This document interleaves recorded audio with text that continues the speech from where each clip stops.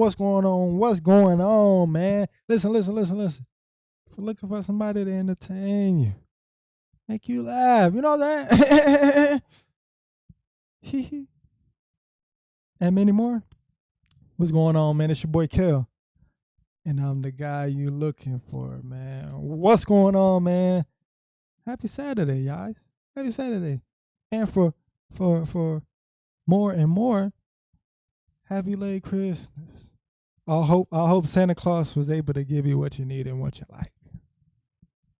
I appreciate it. You know what I'm saying? You could be anywhere in this world. You decided to come chill with your boy Kel. I likes that. And I appreciate that. But before we get right, because we got some bangers, go tap into the W. Go tap into the W. The W. You know what I'm saying? Listen, go to w.gg.com. Hey, listen, once you find what you need and what you like, type in that discount code, man. Capital Y, capital A, capital D, capital I, capital G, man. You did. Get that 10% off, man. Get that 10%. Better than zero. Remember that. All right. Hey, man. Like I said, man, we got some bangers today. Once again, man, I appreciate everybody for tuning in. You know what I'm saying? Hey, what is going on, my boy? What's going on, my boy? Hey, appreciate everybody for tuning in. Like I said, man, we got some bangers. Let's go ahead and get to it. All right, so our first video, man, is going to be inside the largest prison in Texas. Let's see what they talking about. They said the largest prison? Let's see what they talking about. You know what I'm saying? Give me a brief moment.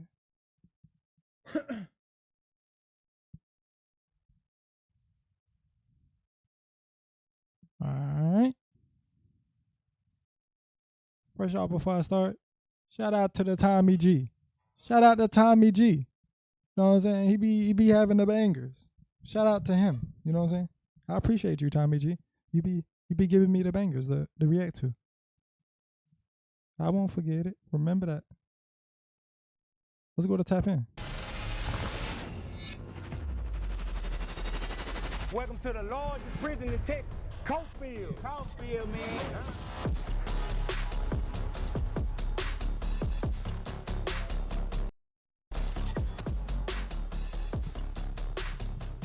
Hello, fellas. How you guys doing today? I'm the very first person convicted for murder off of social media. Okay. You step up in an environment like this, it's like walking through an invisible landmine field. Gotta be careful how you walk.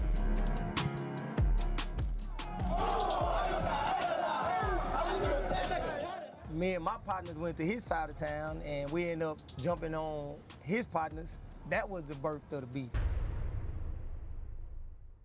The Cofield Unit. It's a name that new arrivals to the prison fear. For decades, it's carried a reputation as a brutal and unpredictable place. Located in Tennessee Colony and home to over 4,000 men, it is the largest prison in Texas. In cell walls, tensions can run high. There's racial conflict, gang rivalries, power struggles, and stabbings. Offenders here have taken lives, done armed robberies, and the most violent crimes you can imagine. Before we continue, hey, man, y'all think y'all can survive prison? I ain't gonna lie. Oh no. I have to type, really lock into a different demon. Oh no. Put it in the comments, man. Check me out. Folks, this is a brutal place to be incarcerated. Like most prisons in Texas, it is without air conditioning, and here both inmates and staff suffer. Without AC? No, you lying. It's too hot. It's too hot for them not to have AC. I ain't gonna lie. I don't think I'm gonna be able to survive.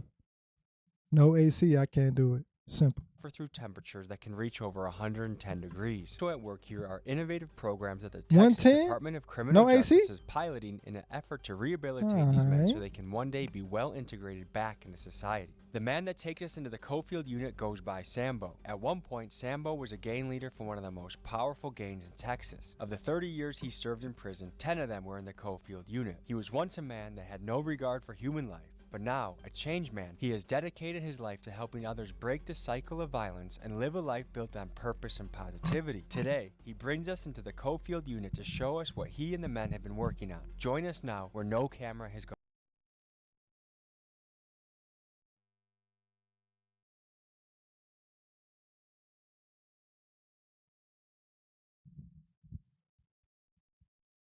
Everything good?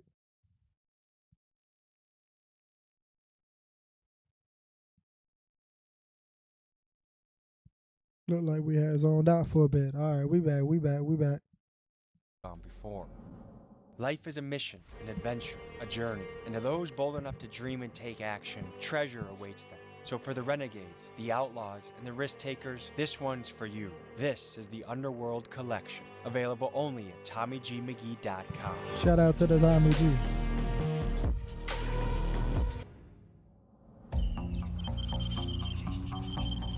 Largest prison in Texas. Let's see what they talking about, man.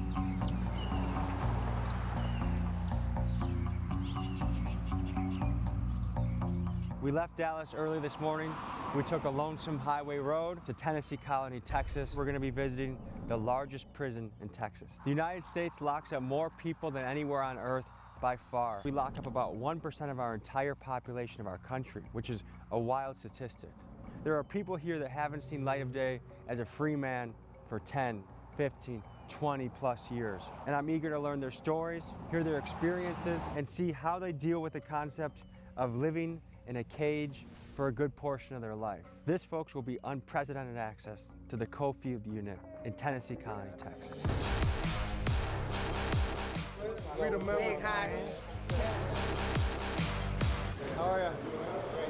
How you doing, brother? Hey, God bless you. Tommy G. Tommy Jose. You know about me. Yeah, I'm the one I'm Sambo boy, man. Man, how are you today? Good, how you doing?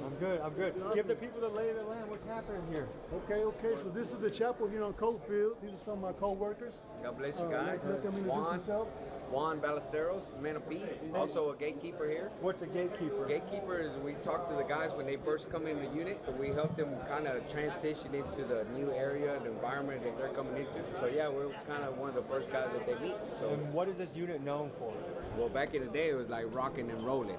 Yeah. Right? So it was really going down with gangs and all that. To give you an idea of what we are walking into, let's give you some insights on the history of violence here at the Cofield unit. In September of 2023, an inmate at Cofield unit stabbed a guard. After he was restrained, the inmate was severely beaten by guards and hospitalized. 13 guards resigned or were fired shortly after. Snap. For a prison facing staffing shortages, incidents like this put further pressure on the guards. Also in September of 2023, Billy Chamirmir, killer of 22 women, died at the hands of his cellmate. And if you read the accounts written by inmates on prisonwriters.com, you'll see countless stories of men being stabbed, strangled, and extorted. So knowing full well the violence that lurked within these walls, my aim was to find the Simple. humanity within these men. When I was Lock them up. Simple. Oh, man, you stabbed a guard. You bold. He must have had life. Listen, if I had life, I'll be doing wicked stuff like that too. Random stabbings. there, it was a very violent, volatile environment. Violence is what set the standard. So I knew that my only method of progress would be to instill the most fear in as many people as possible. Well, I got a little life sentence, right? I've been here 17 years. I was high on drugs, so drugs made me snatch a lady's purse, which gave me a life sentence. First time, second time down, first time. Yo, what? All that man did is snatch a purse. He got life. Sir, you must have snatched Miss Obama purse. Hey, he must have snatched Miss Michelle Obama purse. You got life for snatching a purse. Sir, that's something we don't know. I think he lying. We need to pull up his transcript. Snatching a purse sure don't get your life. There's something about him we don't know. Hey, listen. There's something about him we don't know. DWI, 2-year sentence, and then they shot me with a life sentence 5 years later. I wasn't arrested, but I was rescued. So to me, that is a blessing. I'm locked up for possession with intent to deliver, and I've been locked up for about to be 16 years. Organized crime to with murder, you know what I'm saying? One of my partners we went to go meet up to fight outside this little parking lot or whatever, and in the midst of the fight supposed to happen, people started shooting, you know what I'm saying? Without saying something, you know. I'm an ex-Mexican Mafia gang member. I spent almost 13 years with that family. I'm not proud to say, but I stabbed somebody 22 times. Where were your parents in the picture? Hold up. We're not gonna just roll past that, Mr. Tommy. You just let bro just say that and don't even give him no type of explanation behind it. You stab a person 22 times, sir. They must have slapped your mother. Hey, they must have slapped his mother.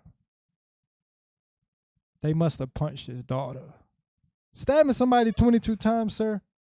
Hey, there gotta be a reason. Let bro explain that, man. You just let bro just say that. Don't even let him explain. Well, my Goodness, dad 22? he had his own issues, and my mama was there. My mama got 7 kids. She had 7 kids by the time she was 28. So I can't fathom being a 28-year-old single parent with 7 kids. It sounds impossible. Yes, and then 6 boys. But I realized as a grown-up, you know, that, man, it was like borderline impossible for my mama to do that stuff on her own. You know what I'm saying? I grew up with my mama and my granny, really, you know what I'm saying, and my aunties and stuff like that. But my daddy, he was here and there. So growing up, man, my mama really, she was there, like, we was into, like, the church or whatever, you know what I'm saying? But as I got older, I started getting kind of tired of it. So, but my mama always told me to, like, do the right thing, you know what I'm saying, seeing for it's good and positive on me. But as I grew, I kind of got with the wrong crowd and I started seeing the money, the cars, the jewelry, you know, stuff like that, you know, typical neighborhood stuff. And things flourished into stuff that it wasn't supposed to be, which led me right here. What message you have to the youth out there that are doing very risky things and they're not here yet, but they're on that path? You gotta stop and think before you start doing, man, because it's gonna lead you in a bad situation, man. And prison, like, this is not what's up, you know what I'm saying? And if I could have thought back before what I did as a youngster, I would have did something differently, you know what I'm saying? So the same hood or the same people you doing it for, when you get here, not gonna be here. What happened in your childhood and your upbringing that led to you becoming a killer? So there's some things, man, that I've talked to very few people about. I was molested as a child, and because of it, man, it made me be a very, very angry individual. And I found out some things about myself with that anger, man. I embraced that anger and I turned to it for everything. I wouldn't let nobody get close to me. Just pushed everybody away. That anger was just always there and was quick to turn from anger to rage. Is there any opportunities here for therapy or to talk through some of the things that you've seen in your life? Well, I've talked to people who I know that are on the same page as I am, and changing and growing up in life. I've talked to them about these things. Some of them are shocked at, you know, the things that I talked to them about what's happened and, you know, where it led me.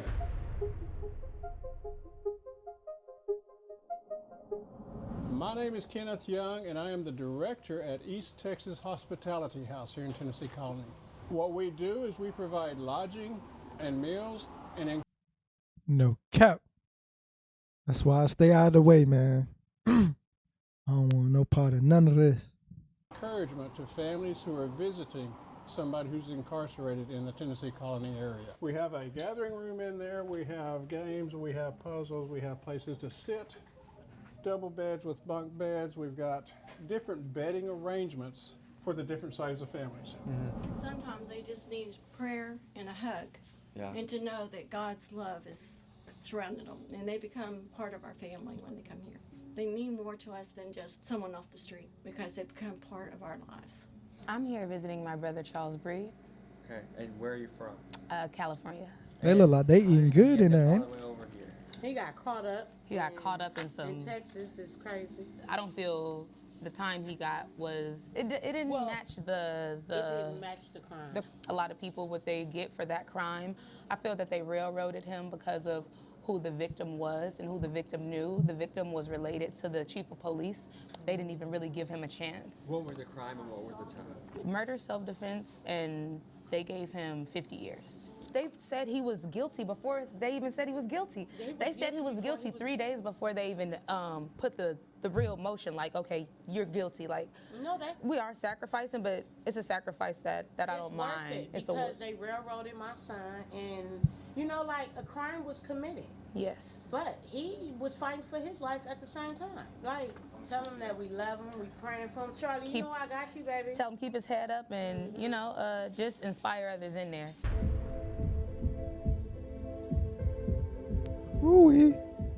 And what role does Give him religion that play in y'all's 5-0. life? Religion played the biggest role in my life because if it wasn't for God, if it wasn't for my relationship with Jesus, then me and you wouldn't even be talking right now. You're going to hear religion mentioned a lot in this episode, so for reference, we're talking to a group of guys who are involved in the Christian ministries within the prison. I used to be on the other side, now I'm on the best side. So our objective is to show them, remind them that, hey, brother, you might feel alone, but you're not alone. You might feel left out, but you're not left out. You might feel like nobody care about you, but we're here to show you that somebody do care about you. Big thank you to the wardens and all the administration here. This is an unbelievable opportunity to talk to these gentlemen, to learn. I'm honored to be here. To wardens around the country, if you can invite us in, we'd love to come talk to you, your men, your people as well. It's a blessing to be here. I like that shirt you got on. I appreciate you. Mainstream media. Rest in peace, mainstream media. I pray for these brothers. I pray for their families. But I pray you show them grace and mercy in that. Because your word tells us that if they visit the least of these, that they visit you. We just prayed, now we're moving on to the gym, because really the goal of this is to show people's life and story and situation and learn. I'm hoping we can do that in the gym, and maybe the warden feels a little better and we go other places too. So what we're gonna do is we're gonna open up let y'all brothers speak. Y'all can all say whatever, however, 5, 10 minutes, 20 minutes, whatever y'all wanna give about yourselves, about what y'all do, where y'all coming from. Then we're gonna have some of the peer influencers speak up a little bit, say what they do here on the unit, and then start doing a little bit of other things that we got involved for it. It's that fun, man. I think it'll be a good day. Are we gonna get to eat the lunch here? Yeah. Yes. Like the actual lunch? You want to eat that? No, you don't want to eat that. I want to try it. You want to try it? I want to try it. All right, we'll take you. You want just the regular? I'll do a food review, yeah. The crab and the ribeye, please, okay? The crab and the ribeye? What's for dessert? Is there like a hot fudge sundae or something? I ain't gonna lie, I would have told them, hey, go get me some Popeyes. I'll go in the other room. I'm not eating that. Dope. Oh, man. Cheesecake? Cheesecake. We got homemade cheesecake out of cookies. What are your best recipes you got in here for making stuff? I like to do a fish bowl. Summer sausages, jalapenos, pickles, the mackerel, original mackerel. Then I put sriracha mac, and I put a tuna. And some jalapeno so that's tuna. when the fish come in later.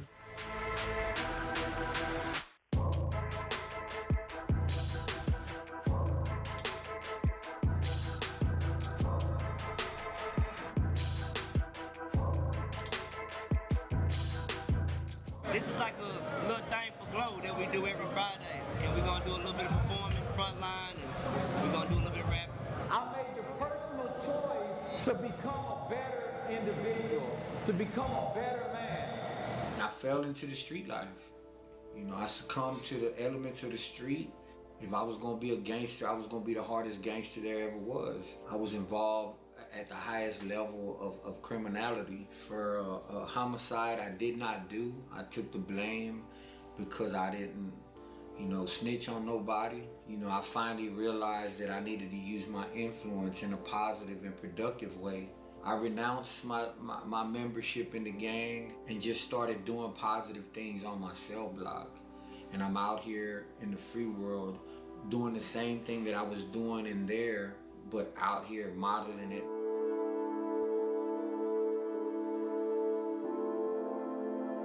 I had no idea until about 10 minutes before that I was going to be going up to give a speech in front of the inmates. Not only was I nervous, but I wanted to say something that actually mattered to these guys. Here's what I came up with.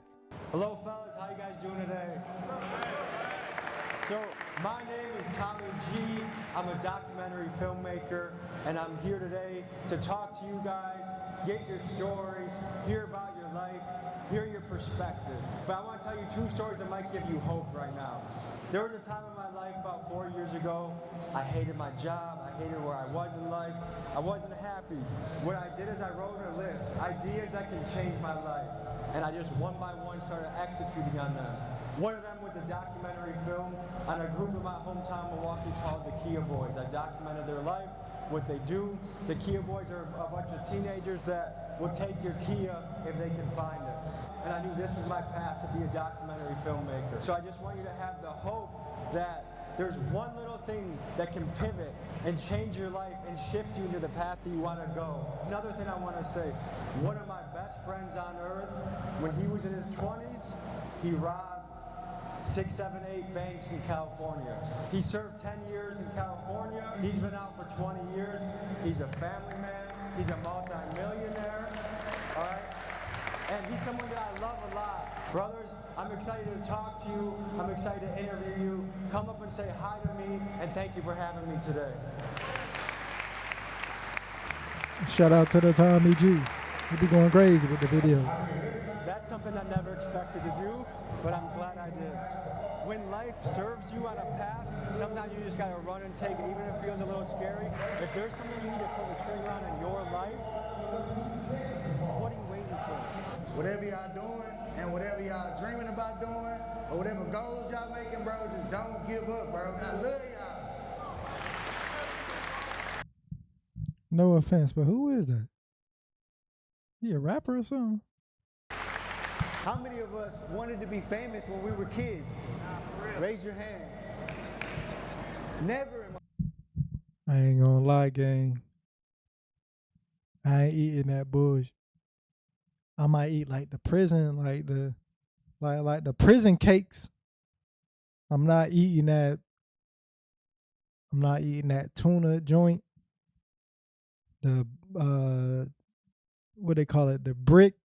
I'm not eating none of that, man. Yeah, the swole, bro. I'm not eating that, bro. Hey, I'll be next to you, and we can go through the process. But bro, I'm not eating that, bro. I'm already knowing myself. I'm gonna look at it and be like, nah. My wildest dreams that I think I would become famous for something I would regret later in life.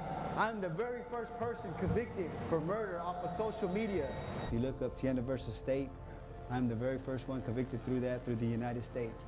Posting pictures of myself, but because I had gang-related tattoos, they were saying that I was staying in contact or recruiting gang members. And then somebody started talking to me negatively on social media, so I started talking negative back, and that led into incriminating myself. It wasn't until a man came up to my cell one day and asked to pray for me. And you know what I did? The monster in me, I cussed this man out. F-bombs, the Lord names in vain. Come to find out, he was a unit chaplain. And as he's praying for me, I stop a mid-sentence to stop because he said that I would go back to population. I told him I'm in SEG. How am I going to go back to population? My God could do the impossible. Do you actually believe in your life God can do the impossible? Yeah. Not only did God restore my family, my mom came to see me. And it wasn't until she came to Cofield and I finally got to hug my mother after 5 years. In a soft voice, she tells me like an angel, I'm so proud of you. God bless, and if it wasn't for God, I wouldn't be taking the steps today. Thank you, gentlemen.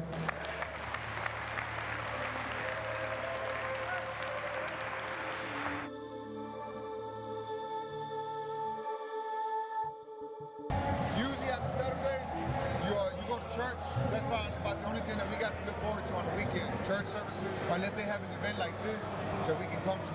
But most of the time, you got to get laid in. You got to know somebody that'll put you in.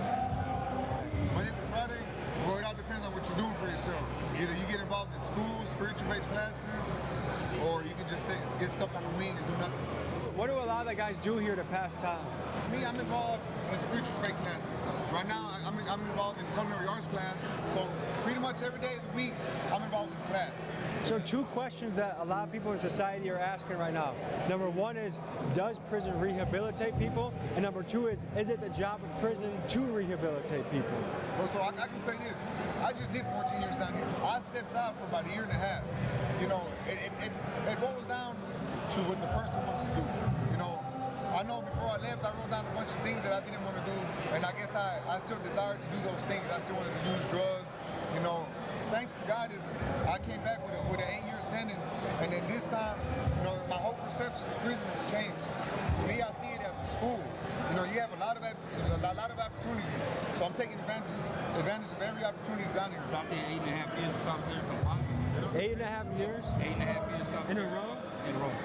How did you survive that mentally? Mentally, I read.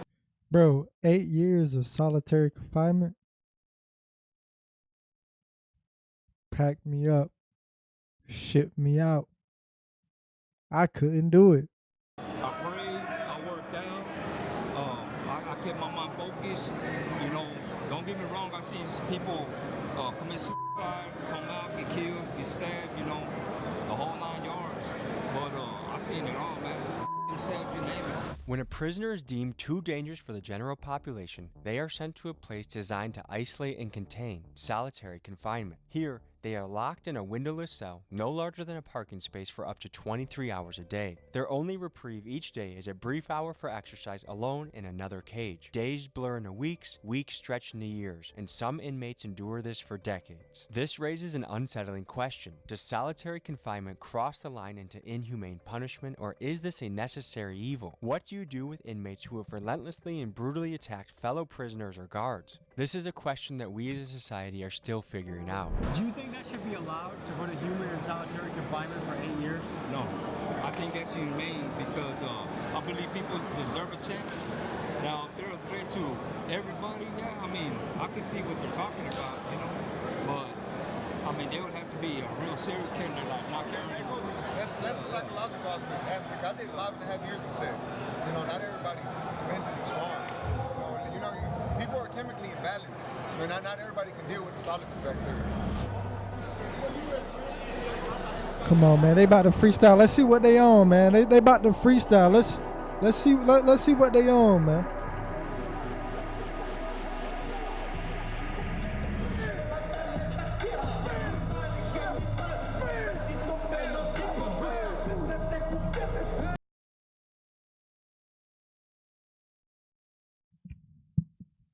Sir, I think you need to pass the mic.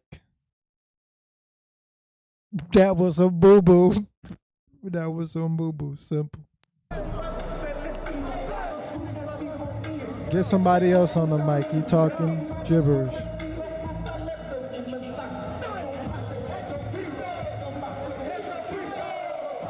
I didn't understand not one word he said.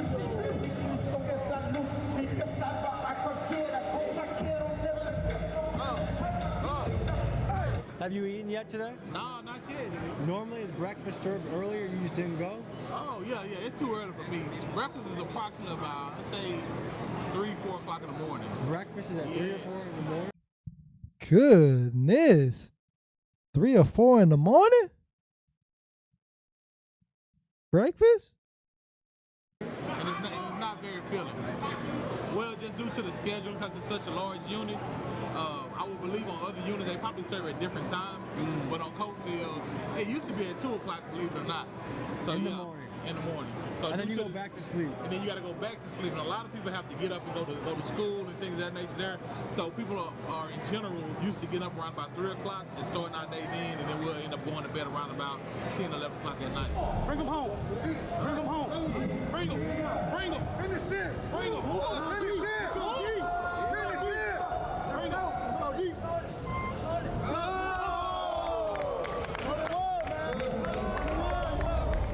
Give me 10. Give me 10. Y'all watching. Everybody watching.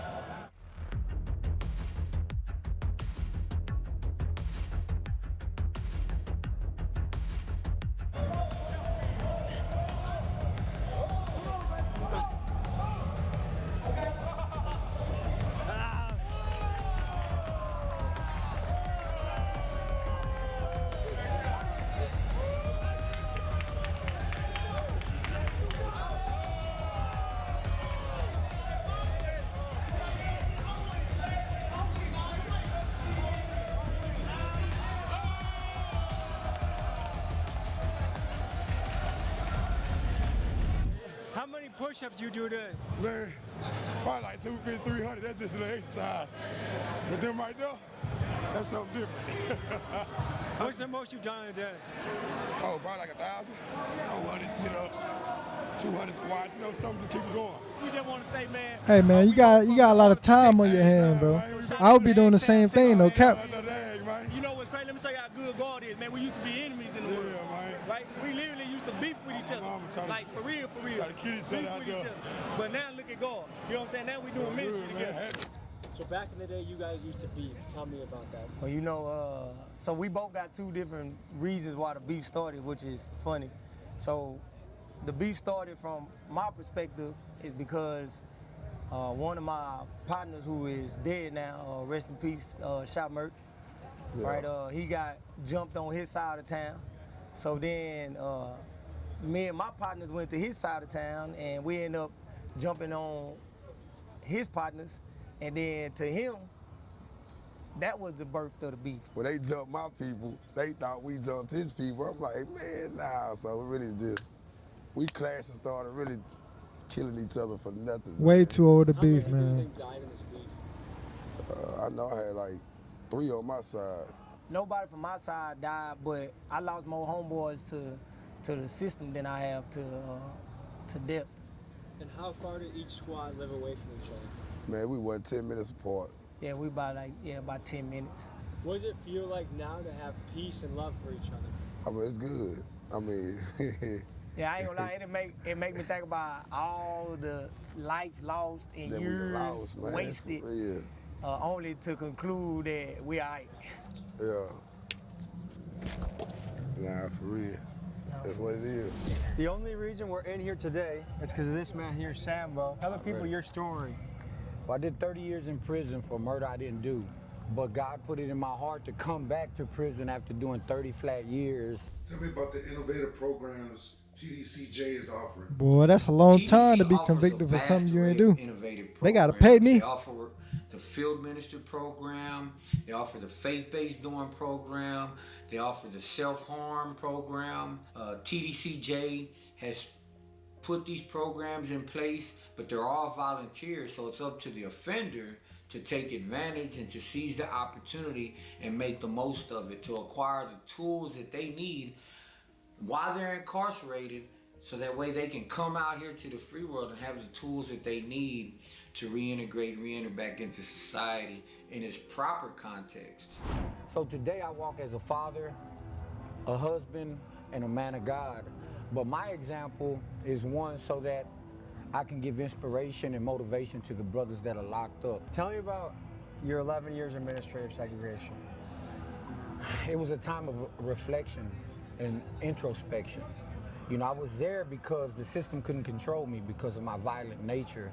But while I was in there, I had to sit back and realize that I had more value, more self-worth, that I was able to be more than just a TDCJ number. That Bro, imagine going to prison for 30 years, bro.